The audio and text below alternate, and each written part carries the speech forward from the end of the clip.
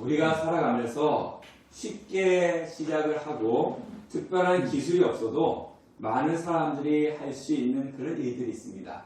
근데 그런 일들은요, 어디 가나 대우를 받지 못합니다. 가게를 해도 그렇잖아요. 우리 주위에 보면은 비슷한 가게들이 참 많이 있는데요. 쉽게 시작을 하고 어느 누구든지 특별한 기술이 없이 시작할 수 있는 것은 경쟁이 심합니다. 경쟁이 심하다 보니까 많이들 시작을 하지만 또 많이 문을 닫기도 합니다. 하지만 쉽게 시작할 수 없고 특별한 기술을 가지고 있어야지만이 할 수 있는 일들, 힘든 일이지만 경쟁이 적습니다. 경쟁이 적다 보니까 살아남을 확률이 더 많이 있는 것입니다. 그러니까 어떤 일이든지 다 그런 것 같아요. 보통 사람들이 쉽게 할 수 있는 일을 했을 때는요, 어느 누구도 크게 관심을 갖지 않습니다. 그러나 보통 사람으로 할 수 없는 일을 했을 때는요, 수많은 사람들의 칭찬과 존경을 받기도 하고 또 때로는 또 경멸과 놀라움의 대상이 되기도 합니다. 우리가 살아가면서 보세요. 요즘 뉴스에 보면은 그냥 평범한 범죄는 뉴스에도 나오지 않잖아요. 근데 요즘 스토킹, 살인사건 같은 어떻게 사람이 저럴 수가 있지? 라고 하는 그런 범죄는 아웃이 뉴스에 나오고 사람들에게 경멸과 놀라움을 주기도 합니다. 또 그리고 착한 일, 선한 일을 할 때 우리가 지나가는 사람이 넘어지고 세워주고 이런 거는 그렇게 사람들에게 화제가 되지 않습니다. 근데 연말이 되면 뭐 얼굴 없는 천사라 그래가지고 뭐 몇 억을 어디에 기부했다더라, 아니면은 어디에 갖다 주었더라, 아니면 평생 동안 모았던 폐지를 주었던 분들이 평생 동안 모았던 돈을 어디에 갖게 기부했더라, 이런 것들은 뉴스에 나오고 많은 사람들에게 화제가 되는 것입니다. 하나님의 축복을 받는 사람들도요, 그냥 평범하게 신앙생활을 하지는 않았던 것 같아요. 무엇인가 다른 사람들이 하지 못하는 일을 했을 때 하나님으로부터 큰 축복을 받았던 것을 우리가 알 수가 있습니다. 근데 성경 인물 중에서 하나님의 축복을 받은 사람들은요, 다른 사람들이 흉내내지 못하는 믿음의 일을 했는데요. 다윗 하면 어떻습니까? 다윗은 이런 일도 했고 저런 일도 했고 이렇기 때문에 하나님께 축복을 받았어. 또 아브라함은 어떻습니까? 하나밖에 없는 아들을 하나님께 드리려고 했을 정도로 그 헌신과 희생이 있었기 때문에 하나님의 축복을 받았어. 우리는 그것을 너무나 잘 알고 있습니다. 그런데요, 우리가 이렇게 다윗과 아브라함 믿음의 조상들이 한 것을 보면서 나는 저렇게 못할 것 같아. 그러니까 나는 하나님의 축복을 받지 못하는 건 아닐까? 이렇게 생각을 할 수도 있을 것입니다. 그런데 오늘 성경에 보니까 어떤 일을 했는지 전혀 기록이 되지 않았음에도 불구하고 하나님의 큰 축복을 받는 사람들이 있습니다. 다윗과 아브라함은 너무나 큰 일을 했잖아요. 그런데 성경에 보면 한 줄, 성경에 보면 뭐 두 줄 이렇게 나오고 이 사람이 무슨 큰 일을 한 것을 성경에는 말씀하고 있지 않음에도 불구하고 다윗과 아브라함처럼 큰 축복을 받은 사람이 있다는 거죠. 오늘 읽은 오벳에돔이 그 대표적인 사람입니다. 그래서 오늘은 오벳에돔은 어떤 사람이고 어떤 하나님의 축복을 받았는지 그것을 살펴보면서 은혜를 나누고자 합니다. 자, 오벳에돔 여러분 들어보셨습니까? 들어보신 분들이 계시겠지만 오벳에돔이라고 하는 사람이 성경에 있었어? 이럴 정도로 처음 들어보시는 분들이 또 있을 거예요. 오벳에돔, 그 오벳에돔의 이름의 뜻은 뭐냐면요, 에돔을 섬기는 자다라는 그런 의미를 가지고 있습니다. 에돔을 다스린 자가 아니에요. 에돔을 섬기는 자라는 겁니다. 자, 에돔은요, 야곱의 형 에서의 후손이잖아요. 그래서 성경에는요, 이 에돔의 사람, 에돔 족속을 가지고 항상 긍정적이고 축복의 족속을 이야기하지 않고 부정적인 의미로 성경에는 말씀하고 있습니다. 근데 그 부정적인 족속을 다스리는 것도 아니고 섬기는 자라는 거예요. 그리고 성경에 보면은 오벳에돔은 어디 사람이라고 기록되어 있냐면요, 가드 사람이다 이렇게 이야기하고 있습니다. 그러니까 가드에 살고 있는 사람이라는 거죠. 이 가드는 블레셋 도시 중에 하나입니다. 골리앗이 어디 사람이에요? 가드 사람이에요. 네. 그리고 이 가드는 되게 큰 마을이 아니었습니다. 그러니까 이 부정적인 도시에 살고 있는 사람이 오벳에돔이었다는 거죠. 그 출신이었다는 거예요. 가드 출신이었다는 겁니다. 그리고 오벳에돔에게는요, 떨칠 수 없는 것이 하나 있었는데 그것이 뭐냐면 고라 자손이었다는 거예요. 오벳에돔의 조상이 고라였다는 거죠. 고라는 들어보셨습니까? 아시잖아요. 고라는 어떤 사람이었냐면요, 이스라엘 백성들이 출애굽해서 가나안 땅으로 갈 때 그 광야에서 모세를 배반했어요. 어떻게 모세를 보면서 너가 뭐 때문에 우리 지도자가 될 수 있느냐 하면서 반역을 일으켰죠. 그래서 하나님께 진노를 받아가지고 어떻게 됐습니까? 땅이 갈라져가지고 그 자리에서 산채로 매장된 사람이 고라입니다. 그 후손, 하나님의 진노를 받은 후손이 오베데돔이었어요. 그러니까 오베데돔에게서 우리 조상은 고라야 이렇게 얘기할 수가 없다는 거죠. 왜? 하나님의 진노를 받아갖고 죽은 조상이기 때문에 그래요. 여러분들도 여러분의 조상들 중에서 뭐 왕이 있다든가 아니면 훌륭한 장수가 있으면 어떻습니까? 나는 누구의 후손이야 이렇게 이야기하지 않습니까? 제가 이제 영월 신신인데요. 우리 조상들 중에서 위로 올라가면은 신돈이라고 하는 사람이 우리 신씨입니다. 예, 그래서 이야기할 때 우리 조상들 유명한 사람 얘기할 때 신돈이야 이렇게 이야기를 합니다. 예. 물론 이제 중이었잖아요. 중이었기 때문에 그렇지만 어쨌든 우리가 조상들 중에서 그 훌륭한 사람들 이야기를 하는데 하나님께 진노를 받아가지고 땅이 날아가가지고 그냥 산매장을 당한 사람. 그래서 오베돔이 우리 조상은 고라야 이렇게 이야기할 수 없는 그런 후손이었다는 겁니다. 결국은요 오베돔은 이름에서부터 시작해가지고 출신 그리고 자기의 조상들 어느 걸 하나 내세울 것이 없는 그런 사람이었습니다. 지금으로 말하면 형편없는 흙수저 중에 흙수저가 누구였느냐? 오벳에돔이었다는 것입니다. 그랬던 그가 오늘 성경에 보면 하나님의 복을 받았고요. 그의 집안의 복을 받았고 그의 후손이 62명이었는데 62명이 모두 다 다윗성의 문지기로 하나님의 나라의 소중한 소임을 받게 되었고 하루아침에 흙수저가 금수저로 변하는 그런 축복을 받았습니다. 그러면 오늘 오벳에돔의 축복을 이야기하기 전에 오늘 이 성경 배경에 대해서 먼저 살펴보셔야 돼요. 성경 배경을 살펴보면은 오벳에돔이 이런 일을 했구나라는 것을 알 수가 있습니다. 다윗은 하나님의 사람이었죠. 늘 언제나 다윗은 하나님을 기쁘시기 위해서 애쓰는 사람이었습니다. 그래서 다윗은 이 왕이 되고 난 뒤에 큰 소원이 두 가지가 있었어요. 그게 뭐냐면은 하나님의 법궤를 예루살렘 성으로 옮기는 것. 그리고 두 번째가 뭐냐면요. 그리고 법궤를 놓을 수 있는 하나님의 성전을 짓는 것. 이것이 다윗이 하고 싶은 큰 두 가지 일이었습니다. 그래서 그 첫 번째가 뭐냐면은 다윗의 하나님의 법궤를 다윗성으로 옮겨오는 것이었습니다. 그래서 역대상 13장에 보면 다윗은 법궤를 옮겨오기 전에 천부장, 백부장 모든 장수를 더불어 의논했고요. 온 이스라엘 민족과 합의를 했습니다. 그리고 오늘 성경에 보니까 다윗은 이스라엘 무리 중에서 몇 명을 뽑았다고 했습니까? 1절에 다윗이 이스라엘에서 뽑은 무리가 3만 명이었어요. 이 법궤를 가져오기 위해서 3만 명을 뽑았어요. 3명을 뽑아가지고 지금 이 법궤를 다윗성으로 옮기고 있는 것이었습니다. 그러니까 전국의 유명한 악사들을 다 초청했고요. 그러니까 이 지금 법궤를 옮기는 것은 이 이스라엘 나라의 큰 행사였습니다. 모든 이스라엘 민족들이 다 모였고 지금을 말하면요. 모든 이스라엘 백성들이 지금 TV에 앉아가지고 법궤가 운반되는 것을 보고 있는 그런 큰 행사를 지금 하고 있는 것이었습니다. 자, 법궤는요. 그래서 다윗이 이제 하나님 법궤를 새 수레에 싣고 아비나답의 집이 있었기 때문에 아비나답의 아들 우사와 아요가 그 수레를 몰고 지금 기라기라에서 출발을 하고 있네요. 자, 출발을 하고 있는데 얼마나 역사적인 그런 순간이었겠습니까? 그런데 우리가 이 법궤를 좀 더 살펴보면요. 사무엘 이전에 엘리라고 하는 제사장이 있었는데 이 제사장 엘리의 시절에 블레셋이 쳐들어왔어요. 블레셋이 쳐들어오니까 이스라엘 백성들이 하나님의 법궤를 가지고 가면은 우리는 전쟁에 싸워서 이길 수 있겠다. 그래서 전쟁터에 하나님 법궤를 가져갔는데 승리한 것이 아니라 어떻게 됐습니까? 전쟁에서 패가지고 법궤를 빼앗겨 버렸어요. 그래서 이 법궤를 빼앗아간 블레셋 사람들이 7개월 동안 자기의 나라에 갖고 있었는데 거기서 이제 재앙이 내리니까 다시 돌려보냅니다. 그래서 이 말 못하는 암소, 송아지를 떼놓고 암소를 끄는 수레에다 놓고 베스메스로 옮기게 되죠. 근데 거기에 있는 베스메스 사람들이 이 법궤를 보다가 많은 사람들이 한 자리에서 죽었습니다. 그래서 이 법궤가 어디에 가느냐? 기럇여아림에 있는 아비나답의 집에 옮겨졌습니다. 그래서 그 집에 있었던 거예요. 20년 동안.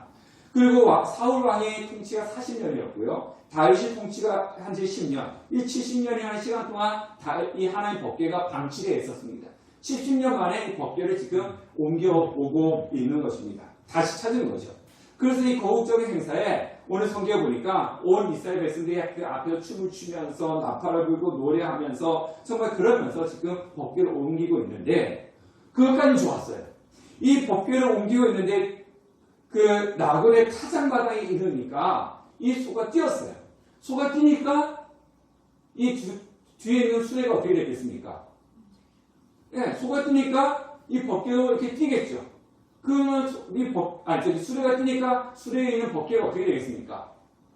수레에서 떨어지려고 지금 하고 있었어요. 그러니까 그 옆에서 그 끌고 가고 있던 우사가 법궤가 떨어지려고 하니까 어떻게 했겠습니까? 자동적으로 떨어지지 않게끔 잡았겠죠. 안 그렇습니까, 여러분들? 여러분들이 이 수레를 옆에 가고 있는데 하나의 법궤가 떨어지려고 하면 잽싸게 떨어지지 못하게 손으로 막을 거 아니겠습니까? 잡을 거 아니겠습니까? 그런데 그 자리에서 이 우사가 하나님의 징표를 받아서 죽었습니다. 즉사한 거예요. 법궤를 만지자마자 죽었습니다.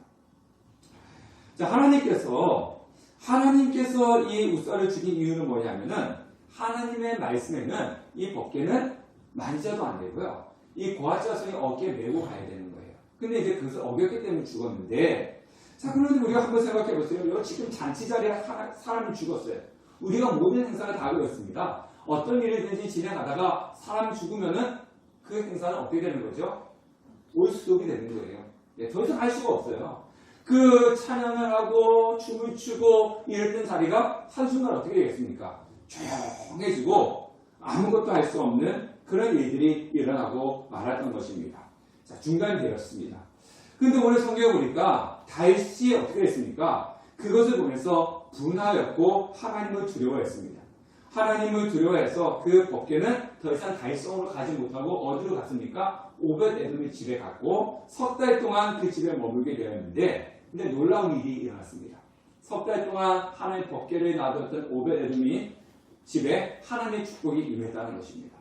자, 그러면 오벳에돔의 축복은 어떤 축복이었느냐? 12절 말씀 보니까, 자, 12절 우리 다 같이 한번 읽어보겠습니다. 시작. 어떤 사람이 다윗 왕에게 아뢰어 이르되 여호와께서 하나님의 괴로 말미암아 오벳에돔의 집과 그의 모든 소유의 복을 주셨다 하지라. 다윗이 가서 하나님의 괴를 기쁨으로 메고 오벳에돔의 집에서 다윗성으로 올라갈세.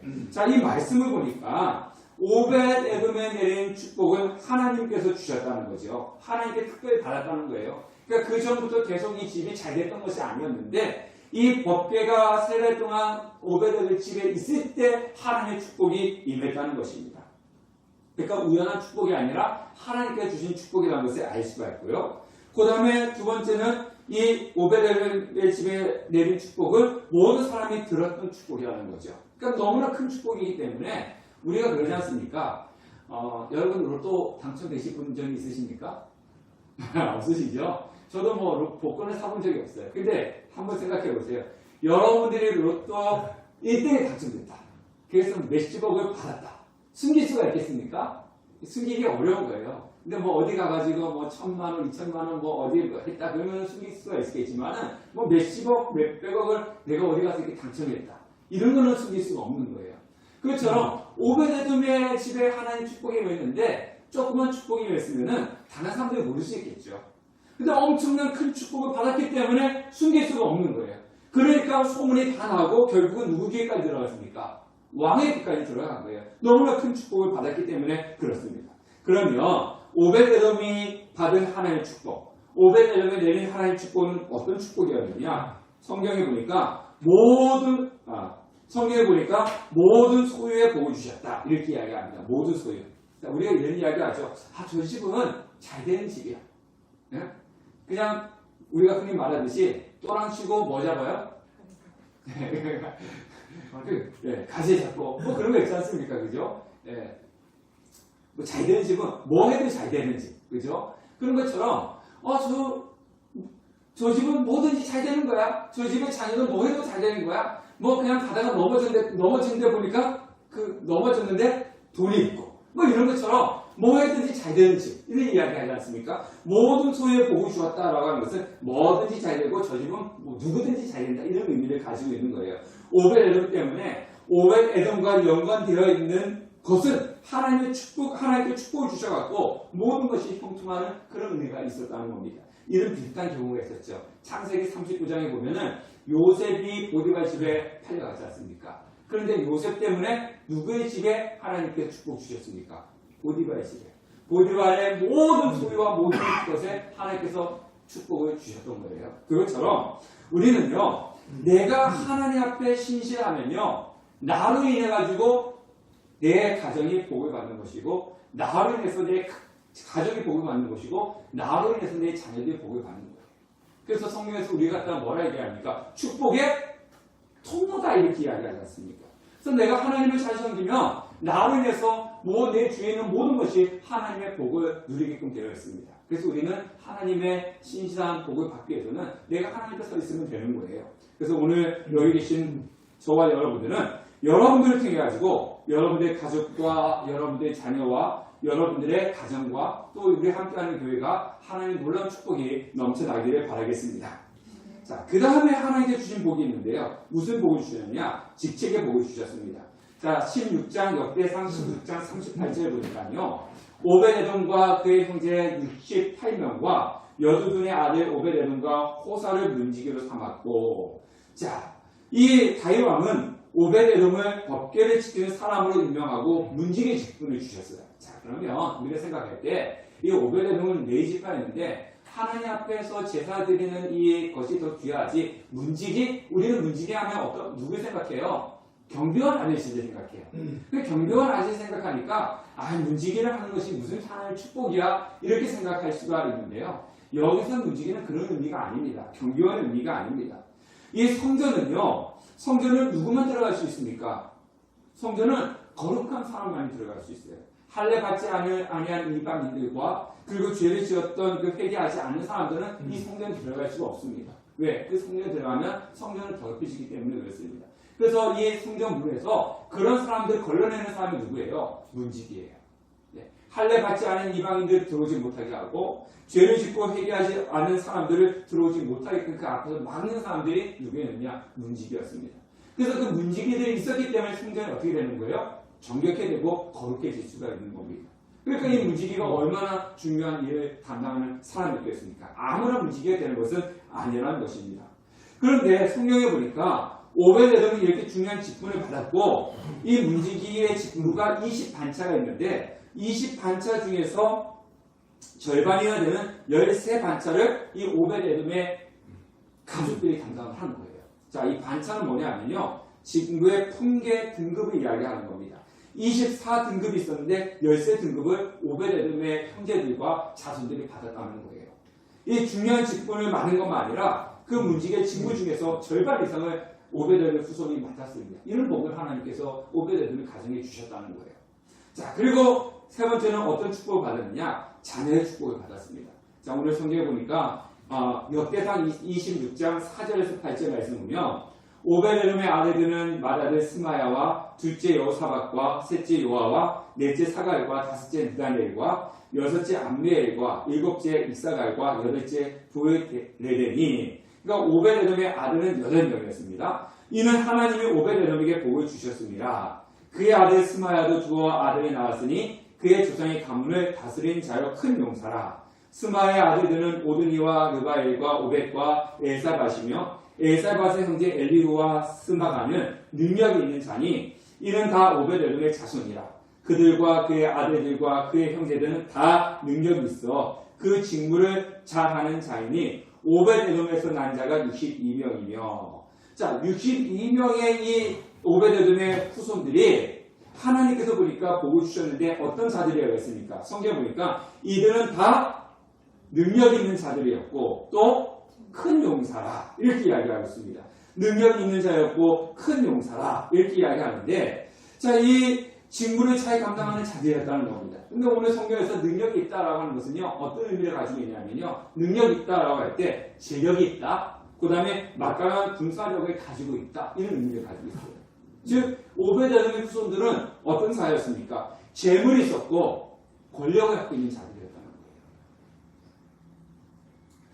우리가 이 세상에는요, 사람들이 자손들에게, 자녀들에게 어떻게든지 한 푼이라도 더 주고 싶은 것이 부모의 마음 아니겠습니까? 그죠? 그래서 열심히 부모는 노력해가지고 어떻게든지 결혼할 때 집이라도 한 채 사주고 싶고, 아니면 머리에 돈이라도 더 주고 싶고, 막 그런데 내 마음대로 되지 않는 거예요. 그래서 부모님들이 많이 힘들어하지 않습니까? 그런데요, 성경은 분명히 이야기하고 있습니다. 후손들이 잘 되는 비결에 대해서 말씀하고 있는 거예요.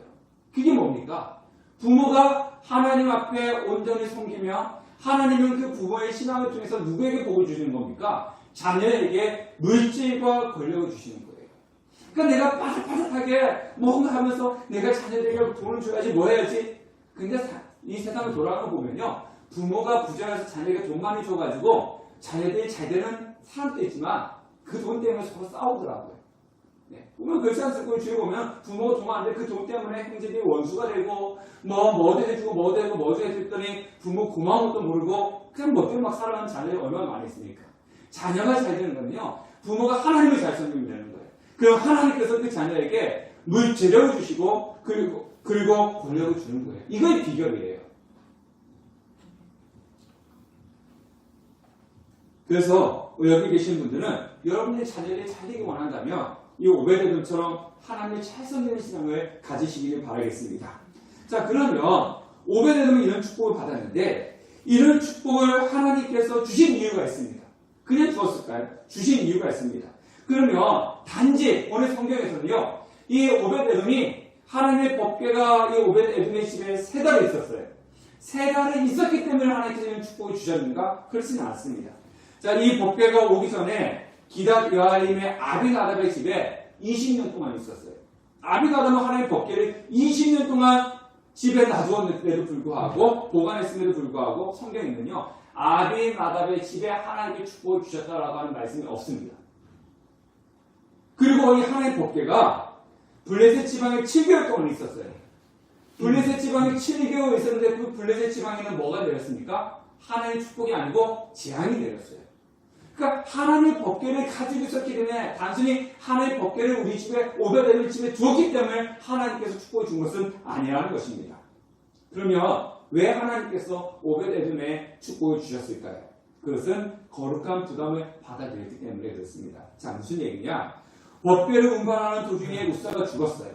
그러니까 다윗은 분노했고 그것의 이름은 베레스 우사라 이름을 지었습니다. 근데 분노했다라고 하는 것은 뭐냐면요, 그냥 화를 냈다 이런 의미가 아니라 근심했다는 거예요. 걱정했다는 거예요. 근심하고 걱정했습니다. 뭐 어떤 근심과 걱정했겠습니까? 이 법궤를 어떻게 하지? 이 법궤를 달성으로 그냥 데리고 가면은, 이 법궤를 운반하면은 어떤 일이 일어날까? 근심하고 걱정했다는 거예요. 그리고 두려워했습니다. 하나님 두려워했습니다. 지금 무슨 얘기냐? 이 법궤를 예전에 블레셋에 있을 때는 하나님께 재앙을 내렸고, 지금 또 이 우사가 죽었는데 이 법궤를 다윗성으로 옮겼을 때 나한테 똑같은 하나님의 진노가 내리면 어떡하지? 두려웠던 거예요, 다윗이. 그러니까 하나님이 두렵고 걱정되고 근심되었습니다. 그래서 법궤를 가져가지 않았습니다. 그런데 이 오베데돔이 하나님의 법궤를 자기 집으로 옮겨간 겁니다. 자, 9절 말씀 보니까요, 다윗이 그날에 여호와를 두려워하여 이르되 여호와의 궤가 어찌 내게 오리요? 이 뭡니까? 이 여호와의 궤가 어찌 내게 와서 나한테 재앙과 이 예루살렘 성에 재앙이 내리면 어떡하나? 그래서 나는 가져갈 수 없다. 이것이 다윗의 마음이었습니다. 생각해 보십시오. 다윗이 처음에 여호와의 궤를 모셔올 때 얼마나 기뻐했겠습니까? 온 나라 국민들이 다 지켜보고 있고 정말 춤추며 기뻐했습니다. 근데 예상치 못한 일이 벌어지고 말았습니다. 그래서 법궤를 그냥 내버려두고 난 모르겠다. 이건 아까 어떻게 지시하지도 않았어요. 야, 오베데돔 너 집에 갖고 가. 이것도 아니에요. 가져갈 수 없으니까 그냥 놔두고 다윗은 그냥 달성으로 간 거예요.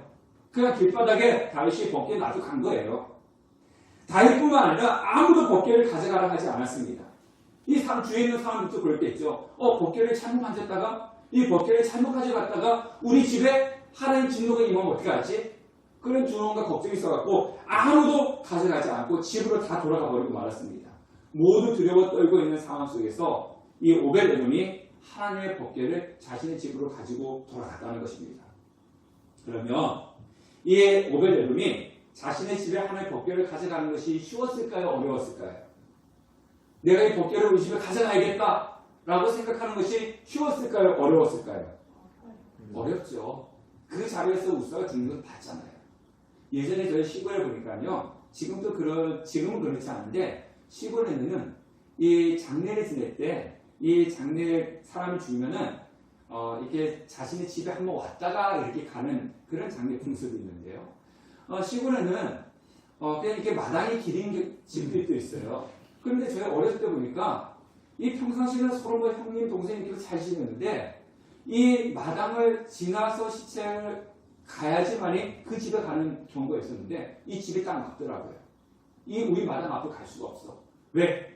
이 집을 가면은 우리 집에 부정이 타서 머리를 하지 못하니까 평상시에 그렇게 형님, 동생 하다가 딱 막더라고요. 그러니까 이 시신이요. 그 마당을 통해 집으로 못 가고 어떻게 했냐면요. 험한 게 산을 뜯어갖고 산길로 가가지고 갔다 오는 거 봤어요. 네. 이런 경우예요. 네. 이 시신이, 이 관이 우리 마당을 갈 수가 없어. 왜? 우리 집에 지금 부정을 타면 어떻게 돼? 절대 안 돼. 절대 맞더라고요. 지금 이런 경우입니다. 네. 어느 누구도 우리 집에 이 하나님 침노가 임하면 어떻게 하지? 법궤를 가져왔는데 우리 집에 이런 일이 똑같이 일어나면 어떻게 하지? 아무도 다이와 왕도 그렇고 거들떠 보이지도 않았습니다. 법궤를. 오벳에돔은 이런 가운데서도 기꺼이 자신의 집으로 가져가는 그런 결단, 그런 희생, 그런 헌신 때문에 하나님께서 이 신앙을 보고 축복을 주신 것입니다. 오벳에돔이라 해가지고 뭐 부담이 없었겠습니까? 두려움이 없었겠습니까? 다 있는 거예요. 우리가 신앙생활하다 보면요, 오벳에돔처럼 이런 결단을 할 때가 있다는 겁니다. 신앙의 결단을 받아들이자니까 인간적인 두려움이 너무나 크게 다가올 때가 있다는 거예요. 쉽게 예를 들면 이런 겁니다. 예를 들어서 교회 봉사해야 되는데 봉사하자니까 내 시간이 너무 뺏길 것 같아. 라든가 아니면은 뭐 헌금을 해야 되는데 헌금을 하려고 하다 보니까 내 경제에 타격이 올 것 같아. 아니면은 우리 함께하는 축제를 위해서 광고했듯이 123 운동 하루에 한 번 3분 기도하자고 하는 것도 이 3분의 시간이 별로 되지 않지만은 정말 얽매인 것 같고 내 자유를 뺏길 것 같은 그런 부담을 느낄 때가 있다는 거예요. 신앙의 결단을 할 때가 있다는 겁니다. 저는 작은 교회를 섬기면서 저를 가장 많이 낙담시키는 것이 뭐냐면 사람들은 작은 교회 잘 다니기를 부담스러워한다는 거예요. 그 여러 가지 이유가 있지만은 가장 큰 이유가 뭐냐면 부담이 되기 때문이라는 겁니다. 이 성도님들이 많으면 내 자신의 존재가 잘 나타나지 않지 않습니까? 그래서 주일에 결석을 해도 누가 결석했는지 안 했는지 잘 구분이 되지 않아요. 그리고 교회 행사에 동참하지 않아도 노출되지 않습니다. 교회에서 무엇을 해야 됩니다 라고 앞에서 목사님이 광고를 해도 이거는 나한테 하는 얘기가 아니고 저기 앉아있는 분들이 하는 얘기야. 나하고 상관없어. 이러면서 한 개 듣고 한 개를 흘려버려도 되는 거예요. 그러니까 부담이 없지 않습니까? 부담 없이 자유롭게 교회를 다닐 수가 있습니다. 큰 교회는요. 그래서 큰 교회를 많이 간다는 거예요. 그런데 반면에 작은 교회는요. 모든 것이 다 노출된다는 겁니다. 이번 주일에 내가 예배를 계속하게 되면 다 아시잖아요. 오늘 여러분들 오늘 안 나오시면은 여기 앉아있는 분들이 오늘 집사님 어느 누구 교회 안 나오셨네 다 알게 되지 않습니까? 그리고 교회 행사를 하는데 내가 참여를 하지 않으면 누구 오셨는데 누구 안 오셨는데 다 안다는 거예요. 그 제가 오늘 광고를 하면서 함께하는 축제가 있습니다. 뭐 해야 됩니다. 이렇게 광고를 하면 큰 교회는 나하고는 상관없고 정 있는 분들한테 얘기하는 거야 이렇게 흘러보내지만 여기서는 누구한테 얘기하는 것 같습니까? 여러분 자신한테 목사님 나한테 하신 얘기야 이렇게 받아들인다는 거예요. 그러니까 얼마나 부담스럽겠습니까? 그러니까 안 할 수도 없고 그렇다고 하자니까 부담도 되고 그래서 이럴 수도 없고 저럴 수도 없어가지고 부담이 돼서 작은 교회는 많은 사람들이 꺼린다 이렇게 이야기를 하는 것을 들었습니다. 그런데요 신앙의 성숙은 하나님의 축복은요 이런 부담을 감당할 때 주어지는 거예요. 이런 부담을 감당할 때 내 믿음이 성숙되는 거고 이런 부담을 감당할 때 하나님의 은혜와 축복이 내려지는 것입니다. 어느 날 예수님에게 부자 청년이 다가왔어요. 부자 청년이 와서 예수님께 이런 질문을 합니다. 선생님이요 어떻게 하면 영생을 얻을 수 있겠습니까? 라고 질문하니까 예수님이 뭐라고 했습니까? 살인하지 마라, 간음하지 마라, 도둑질하지 마라 이렇게 이야기했습니다. 그렇게 부자 청년이 뭐라고 했냐면은 주님, 저는 그것을 다 했습니다. 다 했습니다. 그렇게 이야기하니까 예수님이 하신 얘기가 뭐냐면 그러면 너가 가지고 있는 소유를 다 팔아가지고 가난한 자들에게 주어라. 이렇게 얘기했습니다. 부자였습니다. 근데 성경에 보면 그 부자 청년이 어떻게 따라고 있습니까? 심히 근심하면서 돌아갔다. 왜? 부자였기 때문에. 그리고 성경에는 그 청년이 다시금 주님 앞에 돌아왔다라는 얘기가 없습니다. 안 했겠죠. 이러한 부담을 감당을 해야 된다는 거예요. 오베데돔에게도 이러한 부담, 두려움이 있었습니다. 아무도 받아들이지 않고 꺼렸던 법계. 심지어는 가족조차도 어떻게 갖고 옵니까? 반대했을 거예요. 이것을 우리 집에 갖고 오면 어떻게 되냐고 가족들도 반대했을 것입니다. 그렇지만 오베데돔은 그 하나님의 법궤를 자신의 집으로 옮겼습니다. 왜냐하면 하나님의 능력과 은혜를 알았기 때문에 그래요. 자, 하나님의 법궤는 어땠습니까? 광야에서 이 법궤가 움직이는 대로 이스라엘 백성을 쫓아갔습니다. 법궤가 서 있는 곳에는 서야 되고 움직이면 움직여야 되고 그리고 요단강을 가릴 때도 누가 제일 먼저 요단강에 들어섰습니까? 법궤를 맨 제사장들입니다. 그러니까 법궤를 가는 곳에는 다 하나님의 능력과 은혜가 넘쳐났어요. 그것을 알았기 때문에 오베데돔은 하나님의 법궤를 자신의 집으로 들어올 수가 있었던 것입니다. 자, 우리는 쉽게 얘기하면 이런 겁니다. 기도해야 할 때 우리는 기도의 힘을 압니다. 그런데 알지만 안 하는 거예요. 다른 사람들은 오베데돔처럼 하나님의 법궤의 능력을 몰랐겠습니까? 알지만 그것을 받아들이기가 힘들고 어려웠던 것입니다. 사랑하는 성도 여러분, 우리는 신앙생활 하면서 두려움이 있어요. 부담이 있습니다. 부담이 있는데 그래서 교회에서 봉사하고 싶은데 봉사하면 4시간이 많이 뺏길 것 같은 두려움. 교회에 늘 기도의 자리에 나오고 싶은데 다른 것을 못하지 않을까라는 그런 두려움. 하나님께 헌신을 하고 싶은데 내 삶에 어떤 어려움이 있을까 하는 두려움들. 이 두려움이 있기 때문에 결단을 못하는 거예요. 제가 이제 개별적으로 오늘 공식적으로 이야기를 하겠습니다. 제가 제일 못하는 것 중에 하나가 뭐냐면 금식이에요. 금식이 제 친구가 여기 있는데 전번에 같이 가면서 그 친구는 이제 부흥사 친구인데 40일 금식기도 한 번 할 때요. 대단해 보이더라고요. 저는 40일 안에 4끼도 지금 못할 것 같은데 그래서 저는 열심히 먹고 열심히 기도하자. 이런 주의입니다. 그래서 금식은 가급적 하지 말고 열심히 먹고 열심히 기도하자. 그래서 금식을 하려고 그러면 엄청난 부담이 돼요. 이거 해야 돼? 말아야 돼? 하지 말고 그냥 한 번 열심히 먹고 한 번 더 기도하지? 그게 더 낫지 않을까? 뭐 이런 부담들이 있습니다. 근데 제가 오늘 왜 이런 이야기 하냐면요. 함께하는 축제를 놓고 제가 고민을 많이 했어요. 그래도 기도를 하는데 그래도 좀 더 금식하면서 기도해야 되지 않을까? 고민 많이 하니까 할까 말까 이게 제 엄청난 부담으로 다가왔거든요. 그다가 어제 결단했습니다. 하루에 한 끼 하자. 그래서 이제 어제부터 시작을 했어요. 제가 이제 이렇게 하는 건 뭐냐면 선포를 해야지 열심히 하지 않습니까? 그냥 혼자 하다가 얘기 안 해보면 여러분들이 제가 하는지 안 하는지 잘 모르기 때문에 성도들한테 제가 공부해서 공식적으로 선포하는 겁니다. 함께하는 축제할 때까지 하루에 한 끼 금식하겠다. 이건 저희가 엄청난 부담입니다. 여러분들이 생각할 때 오늘 우리 아이들이 그러더라고요. 하루에 한 끼 제가 금식한다니까 나도 아침 굶는데 뭐 굶는 거하고 금식하면 또 다른 거잖아요. 그죠? 다른 겁니다. 네. 근데 여러분들이 생각하고 다른 사람들이 누구는 3일 금식하고 누구는 5일 금식하고 막 하는데 뭐 그 하루에 한 끼 우리 인수형제는 뭐 하루에 한 끼 먹는데 뭐 그게 뭐 대단하다고 그렇게 이야기할 수 있지만 저에게는 이게 엄청난 부담입니다. 네, 엄청난 부담인데요. 또 한 끼 굶는 거하고 금식하고 다르거든요. 부담인데 이 부담을 저는 거룩한 부담으로 제가 지금 짊어지는 겁니다. 왜? 하나님의 은혜와 복을 기대하기 때문에 그렇습니다. 여러분도 마찬가지입니다. 오베데돔처럼 신앙생활하면서 그 두려움을 버리십시오.